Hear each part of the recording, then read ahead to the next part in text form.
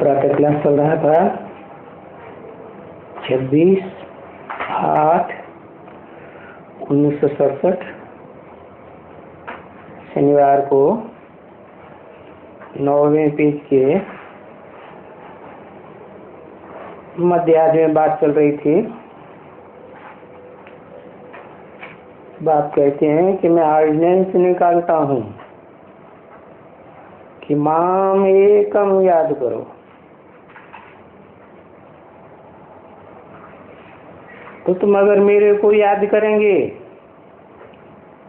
तो सब गोरे बन जाएंगे, आत्माएं सब प्योर बन जाएंगी। तो कितनी सहज, बिल्कुल सहज बात बतलाते हैं।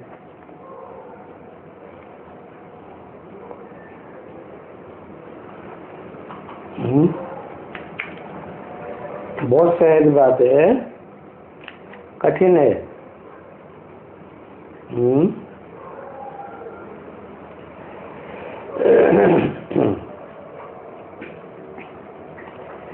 कठिन तो तब होती है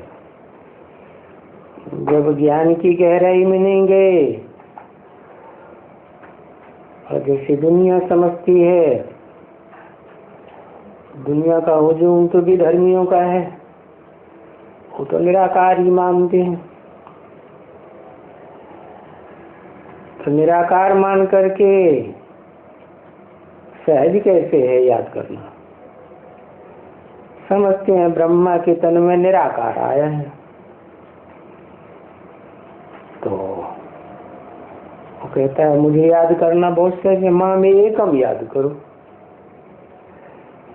तो हम एक ही बिंदी को तो याद करते हैं। पता कैसे चलेगा कि वो एक ही बिंदी है, वो ही शिव बाप है? तो बिंदी बिंदी तो सभी बिंदी, प्राणी मात्र की आत्माएं बिंदी है, मनुष्य मात्र की तो क्या? सहज तब है जब ये जान लें गहराई में क्या कि जो बाप का पार्ट है, जो ज्ञान का बीज बोने वाला है आदि में और अंत में वर्षा देने वाला है, मुक्ति जीवन मुक्ति का वर्षा देने वाला है, यही देने वाला है इसी जन्म में, अगले जन्म में नहीं। बोलते तो है ना तुम्हारा जन्म सिद्ध अधिकार, बाप से जन्म लिया तो अधिकार जन्म सिद्ध हो गया जन्म लेने से। तो उस बाप को प्रैक्टिकल में पहचानने की बात है कि कौन सा बाप है जो वर्षा देने वाला। माँ से तो वर्षा नहीं मिलता, ये ब्रह्मा तो माँ है, इनके मुख से तो ज्ञान की लोरी सुनाते हैं। वो तो गीता ज्ञान है, गीता ज्ञान की गहराई तो अमृत तो नहीं है। तो ज्ञान की गहराई में जाएंगे, मनन चिंतन मंथन करेंगे तो पहचान लेंगे कि जरूर यज्ञ के आदि में जो ज्ञान का बीज डालने वाला था, दादा लेखराज ब्रह्मा के अंदर भी बीज जिसने डाला था वही बात है। तो सहज हो जाएगा। तो कहते हैं उसे याद करना तो बिल्कुल सहज। भले शरीर छोड़ दिया यज्ञ के आदि में, तो भी तो बाप कहते हैं कि जो यज्ञ में ज्ञान में चलते चलते शरीर छोड़ते हैं, दोबारा जन्म लेके आते हैं। और बोला भी है मुरली में, कोई 20 कोई 25 वर्ष के हो गए होंगे तो स्पेशल बच्चे होंगे, तभी तो उनकी उम्र याद रखी, ऐसे थोड़े याद रखेंगे। लेकिन बुद्धि नहीं चलती ज्ञान की गहराइयों में, बस गोरा चिट्ठा लंबा चौड़ा ब्रह्मा बाबा ही याद आता है। चलो बच्ची जो है, तभी बाप एक दिन कहते हैं कि मैं कितना समझाता हूँ, मुरलियों में समझाता हूँ कि नहीं, और कितना समझाऊं। अरे एक ही बात मुख्य है, इतनी ढेर सारी बातें समझाई उनमें, करके तो देखो कोई बात। अरे इतना समझाया तो उनमें से कुछ तो करके देखो। अभी कुछ करके देखो तो जाकर हुसैन को जाके नहीं समझाना। क्यों? एक तो वो उनको ऊंची गद्दी मिली हुई है, दूसरे वो मुसलमान धर्म की आत्मा है। तो तुम बाप का परिचय दोगे, पहले तो तुम्हें पक्का निश्चय होना चाहिए कि बाप इस सृष्टि पर साकार में ही पार्ट बजाने वाला है। तो जो तुम्हें चलो निश्चय हो भी जाए तो तुम जाकर हुसैन को सुनाओगे कि वो निराकार बाप साकार में आया, वो बिल्कुल नहीं मानेगा। क्या? अल्लाह मियां तो निराकार है।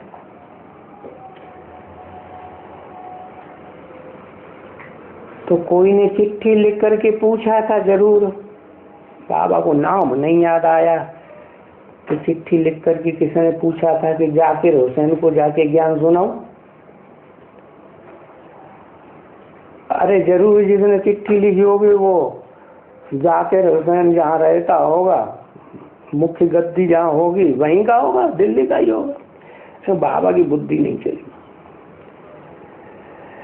हाँ, लिख के पूछा था जरूर कि यहीं पूछा था या कहाँ पूछा था, पता नहीं, सेमिनार में पूछा था।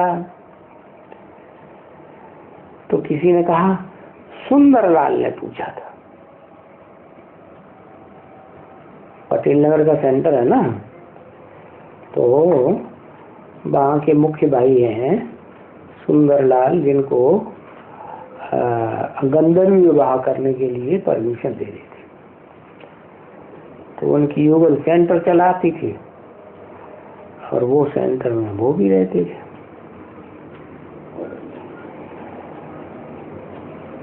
तो किसी ने बताया, अच्छा सुंदरलाल ने पूछा था। तो फिर बाबा ने क्या उनको जवाब दिया? कोई था उस समय जब बाबा ने जवाब दिया? कोई है यहाँ? तो किसी ने कहा कि उस समय आपने जवाब दिया था कि जा सकते हैं। तो अभी मना किसने किया? जाकर वहां स्वयं के पास नहीं जाना। बाबा से तो अचानक पूछा तो ब्रह्मा बाबा ने कह दिया जा सकते हैं। बाबा तो हिसाब से बताएंगे, अभी वो नहीं आने वाले। एक तो सबसे बड़ी बात क्या, क्यों नहीं सुनेगा?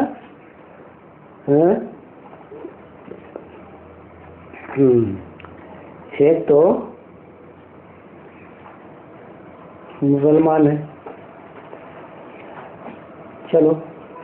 दूसरी बात, ऊंची गद्दी मिली हुई है। जिनको ऊंची गद्दी मिली हुई होती है वो अपनी गद्दी के नशे में रहते हैं।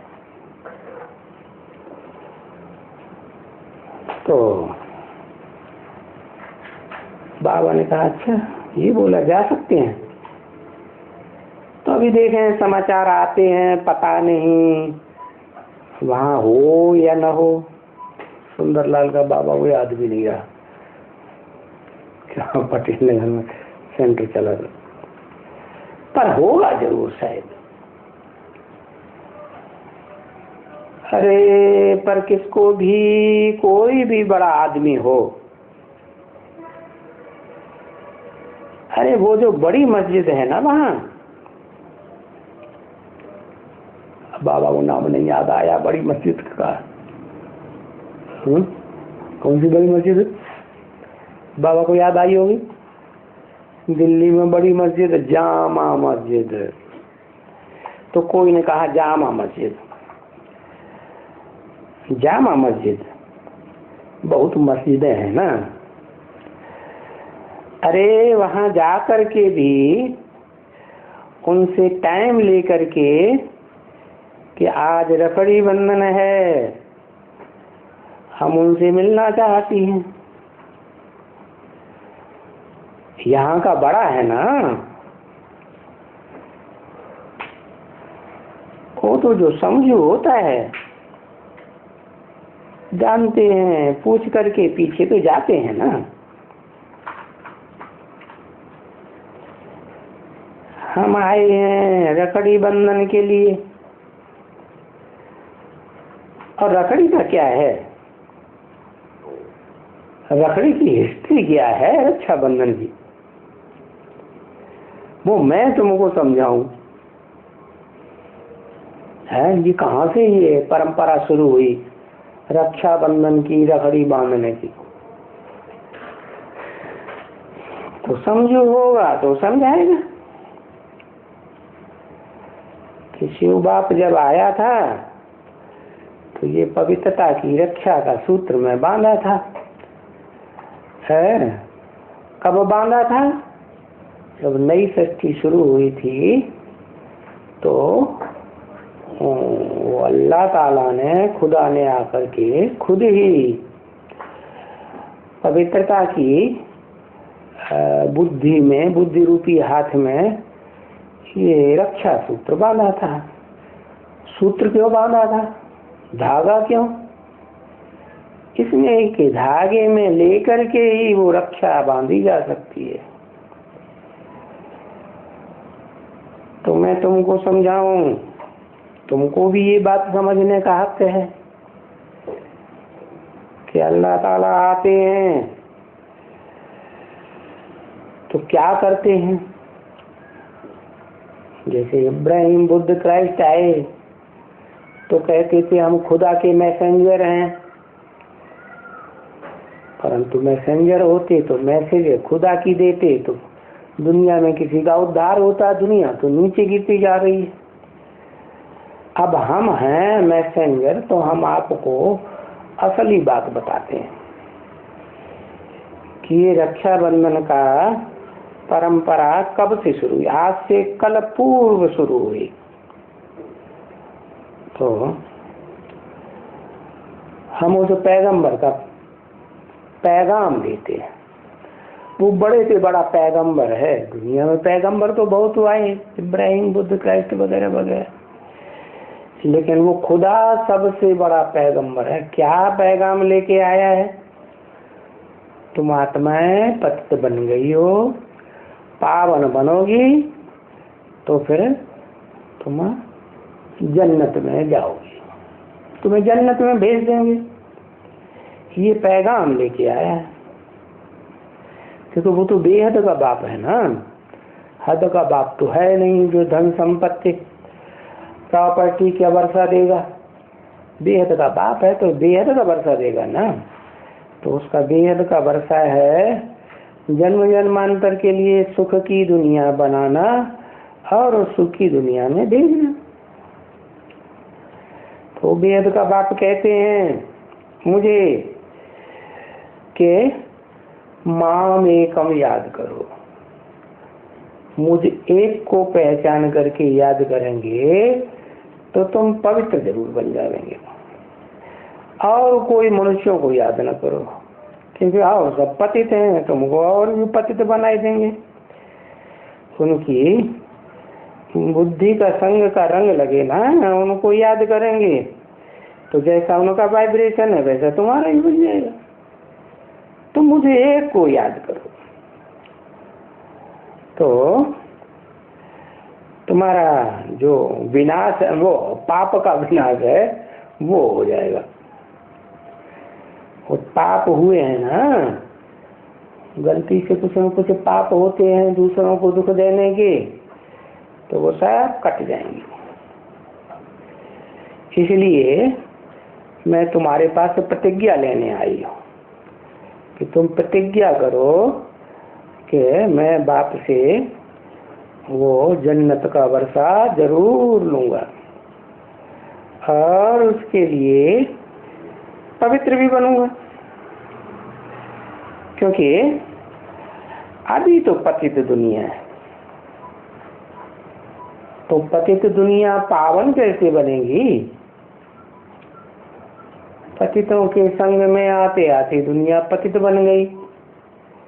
तो एक पावन बाप आया हुआ है, एवर प्योर है, सुप्रीम सोल।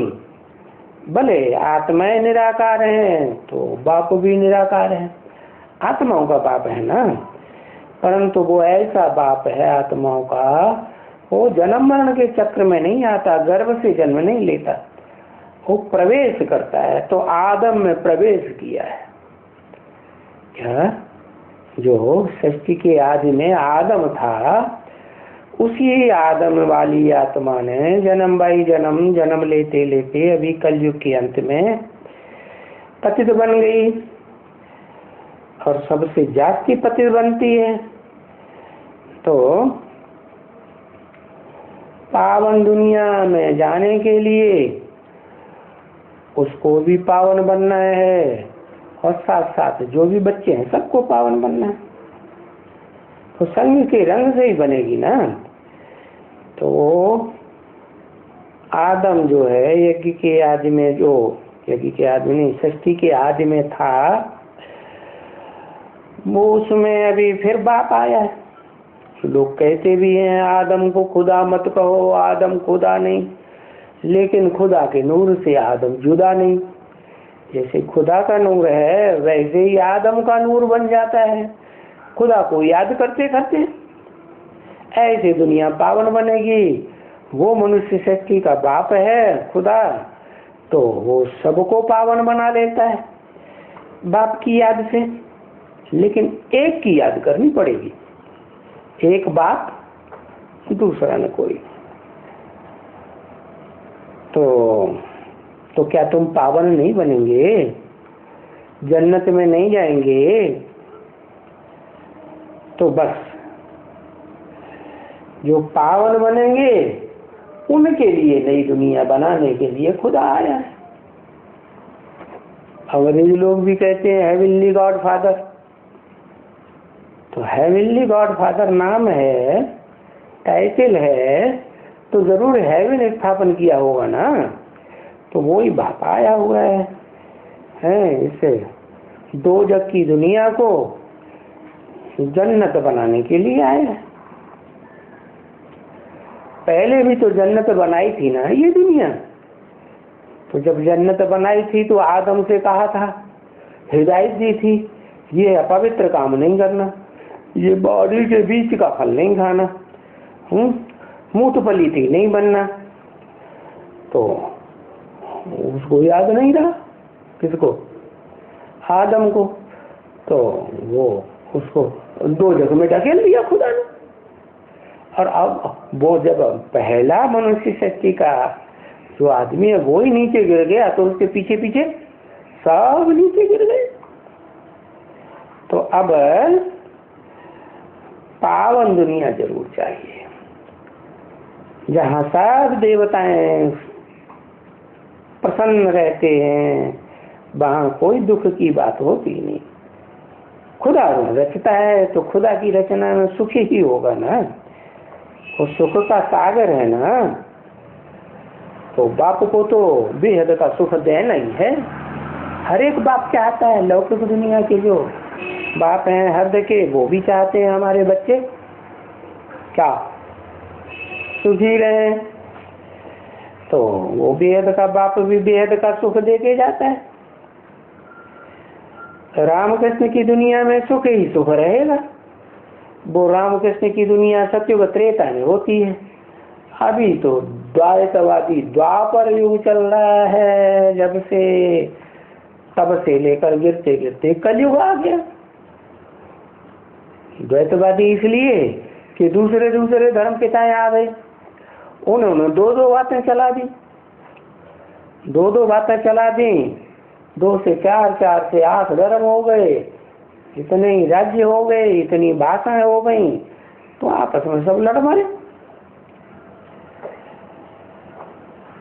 तो बाप को तो एक धर्म, एक राज्य, एक कुल, एक भाषा वाली दुनिया जहाँ सब प्यार से रहें, वो बना करके दें नहीं जरूर है। तो जो बनेंगे पावन उनके लिए पावन दुनिया जरूर चाहिए। तो पावन देखो दुनिया स्थापन हो रही है क्या? नई दुनिया पावन स्थापन हो रही है, तब तो हम उसी काम में लगे हुए हैं। नहीं तो हम आपके पास पेट का धंधा धोरी छोड़ करके क्यों आते? तो अब एटम बम तो बन ही चुके हैं, ये तो आपको पता ही है।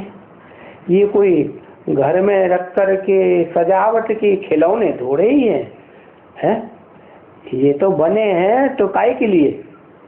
आज नहीं तो कल फटेंगे जरूर। तो विनाश भी होता है। जब तक पुरानी दुनिया का विनाश नहीं होगा तो नई दुनिया आएगी कैसे? क्योंकि ये तो सब जानते हैं कि जो खुदा जन्नत में नई दुनिया बनाता है, वो जन्नत की दुनिया में सब तो नहीं जाएंगे, सब तो पवित्र नहीं बनेंगे। तो जो पवित्र बनते हैं उनके लिए फिर ये विनाश भी चाहिए। सब पतितों की दुनिया का विनाश होगा, जो हुजूम के हुजूम है इस दुनिया में।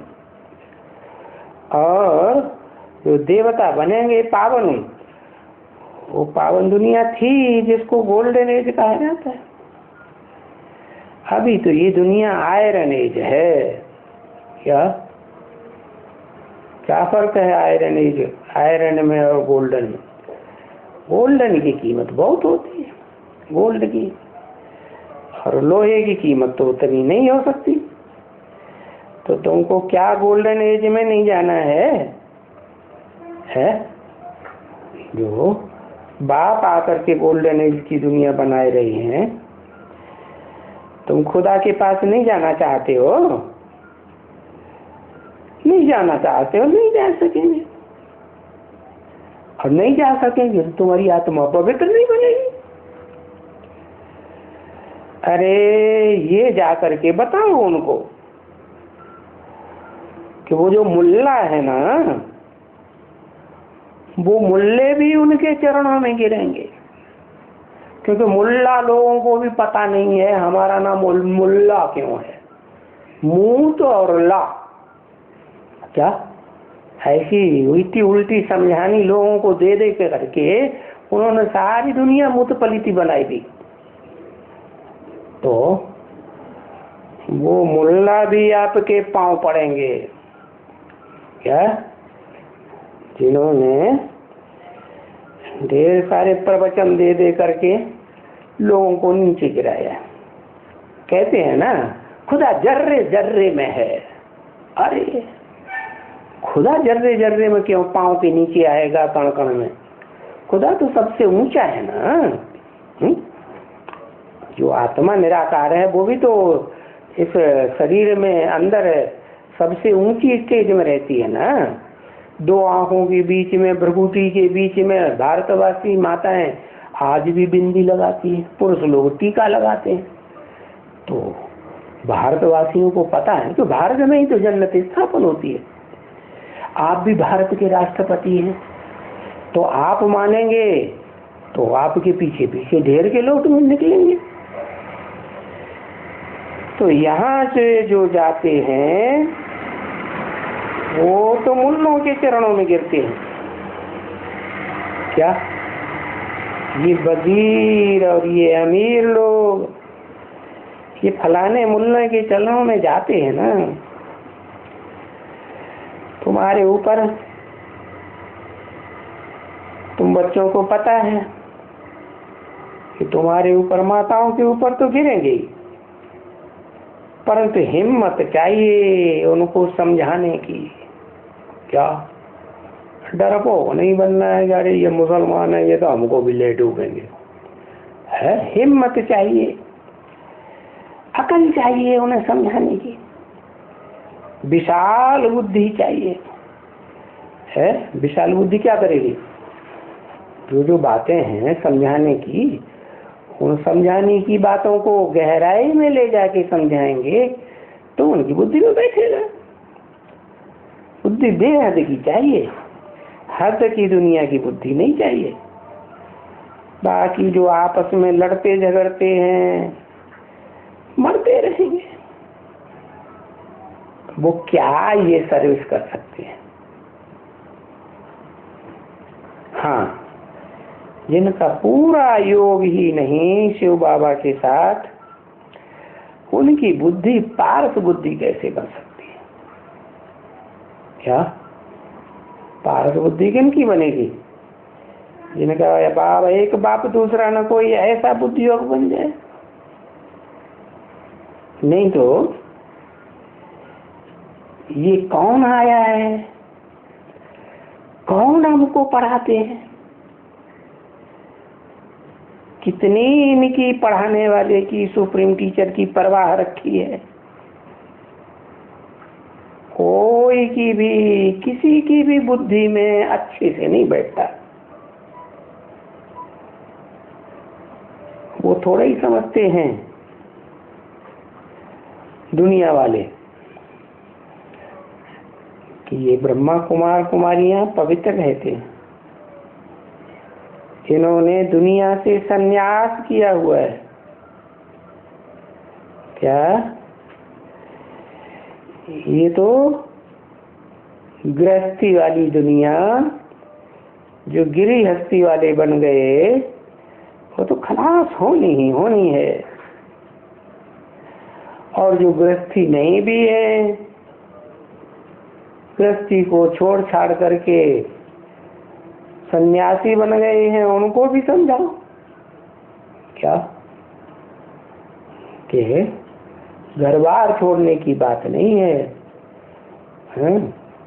भगवान तो कहते हैं घर बार में रहते रहते बुद्धि से मेरे को याद करो, और सबको घर बार के जो मित्र संबंधी हैं उन सबको भूल जाओ।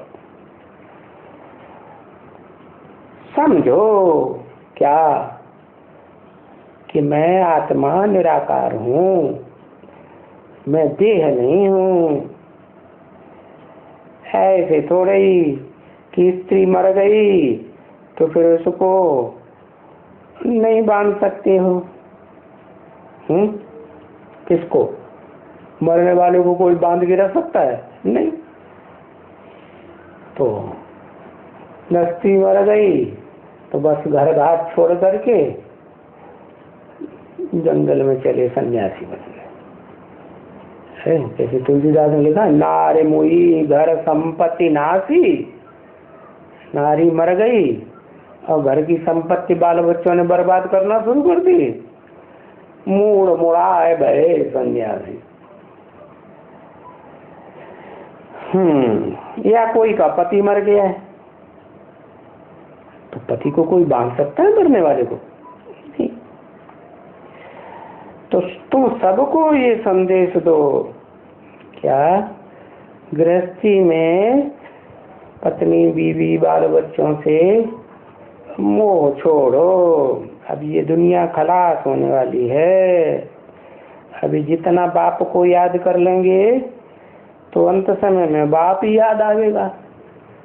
बाप याद आएगा तो बाप तो इस दुनिया में रहता नहीं है, वो तो इस दुनिया से पार फर्श का रहने वाला तो है नहीं, अर्श का रहने वाला है, वो तो वहां वापस चला जाएगा नई दुनिया बना के। लेकिन नई दुनिया में सबको थोड़े ही जाना होगा। जो उसके डायरेक्शन पर चलेंगे, मत मानेंगे, उन सबको भेजेगा। इसमें सब समझ चाहिए, बुद्धि चाहिए। मीठी मीठी रूहानी बच्चों के प्रति बाप दादा का याद प्यार। Good morning. ओम शांति।